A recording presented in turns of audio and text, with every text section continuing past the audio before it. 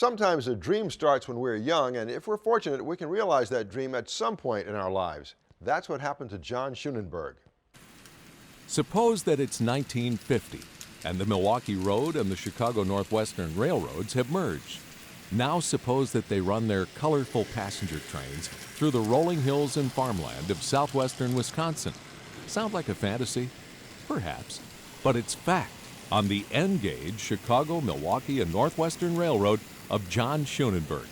The result of over 25 years of planning and construction. It started back in 1947 in tiny New Glarus, Wisconsin. When I was 4.5 years old, my grandparents, who lived in New Glarus, Wisconsin, gave me an American Flyer train set. My uncle purchased it at the New Glarus hardware store. When I opened that train, I was elated. It was the most wonderful gift I'd ever received. My father and I set it up and we ran it around the Christmas tree, and we ran it several times a year. He was quite protective of the train set, knew it was kind of a valuable toy, and so we didn't run it too often. About the time John was 14, he and a friend discovered a book that would prove to be instrumental in his love of model railroading. When I was about 14 years old, I met a friend on a school bus going to high school. His name was Jay Corey, and he and I were both interested in model railroading. And he recommended a book written by Frank Ellison. It was a book that was published in 1954. It was just 154 pages, but it explained everything that you needed to know to build and operate a model railroad. I decided that I would use the tools and the methods that Frank Ellison illustrated in his book.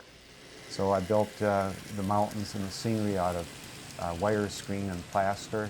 I scratch built some buildings. I remember building a meat packing plant, an oil depot, refrigeration ice plant, and a power plant.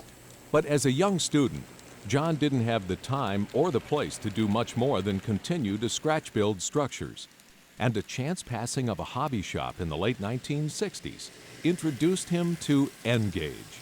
I was an intern in dentistry in Buffalo, New York, and I was walking down the street one day and I passed a hobby shop, and there was an N-scale set in the window. It was a very beautiful Pennsylvania E8 with 4 Rivarossi heavyweight passenger cars. I lived in apartments for many years early on, and there isn't a lot of room in an apartment, so I decided on N-scale. John had a dream to someday continue that layout he had as a child.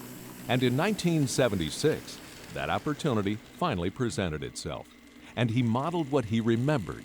Well, most of my life I've lived in this area. I lived most of my years in Milwaukee, but I've lived in Fond du Lac, spent time in New Glarus, Wisconsin, and so I remember this area from my childhood days.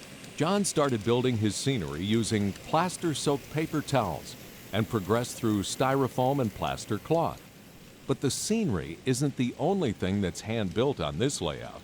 His buildings are also specially constructed. I take kits, building kits, and maybe 2 or 3 of the same kit or varying kits, and I kit bash those into buildings that fit the space that I have and that I require to have buildings in. Structures aren't the only things that are kit bashed. John does rolling stock as well. This is my workshop where I build all of the rolling stock for my railroad, especially the passenger cars. Here I'm going to be fabricating a Milwaukee Road 10-6 sleeper. I purchased the car sides from a manufacturer in Canada, and then I use an American Limited core kit, which supplies the roof and the underbody details and the ends. And from that I build up the passenger car, put on the proper trucks. Using a digital command control system is a far cry from that first layout. And it allows John the opportunity to escape from the ordinary into a very rewarding world. Well, when I'm working on the layout, everything, all my concerns and all of my worries and everything leaves. I'm totally at peace when I'm working on my layout. It involves carpentry, it involves artistic work, it involves scratch building, it involves electrical work, electronics. It's all very, very enjoyable.